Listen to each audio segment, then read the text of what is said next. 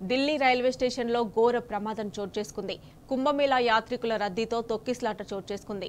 ఈ ఘటనలో 15 మంది ప్రయాణికులు మృతి చెందగా 30 మందికి పైగా గాయపడ్డారు. మృతుల్లో 3 చిన్నారులు కూడా ఉన్నారు. 13, 14 ప్లాట్ఫామ్లపై ఈ దుర్ఘటన జరిగింది. ఊపిరాడక పలువురు ప్రయాణికులు అస్వస్థతకు గురయ్యారు. అస్వస్థతకు గురైన వారిని ఢిల్లీ ఎల్ఎన్జేపీ ఆసుపత్రికి తరలించి చికిత్స అందిస్తున్నారు.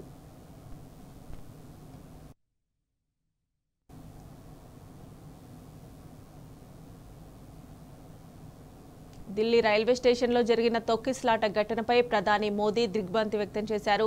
మృతులకు సంతాపం తెలిపారు. గాయపడిన వారు త్వరగా కోలుకోవాలని ఆకాంక్షించారు. అయితే మృతులపై రైల్వే శాఖ అధికారికంగా ఎటువంటి ప్రకటన చేయలేదు. ఘటనపై మాత్రం అత్యున్నత స్థాయి విచారణకు ఆదేశించింది. ప్రస్తుతం పరిస్థితి అదుపులో ఉన్నట్లు రైల్వే శాఖ మంత్రి అశ్విని వైష్ణవ్ ఎక్స్ వేదికగా వెల్లడించారు. అస్వస్థతకు గురైన వారిని ఆసుపత్రికి తరలించినట్లు తెలిపారు.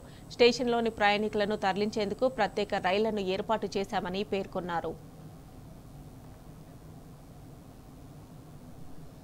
ఢిల్లీ రైల్వే స్టేషన్ 14వ నెంబర్ ప్లాట్ఫామ్పై ప్రయాగ్రాజ్ ఎక్స్ప్రెస్ నిలిచి ఉండడంతో మహాకుంభమేళకు వెళ్లే భక్తులు అక్కడికి చేరుకున్నారు.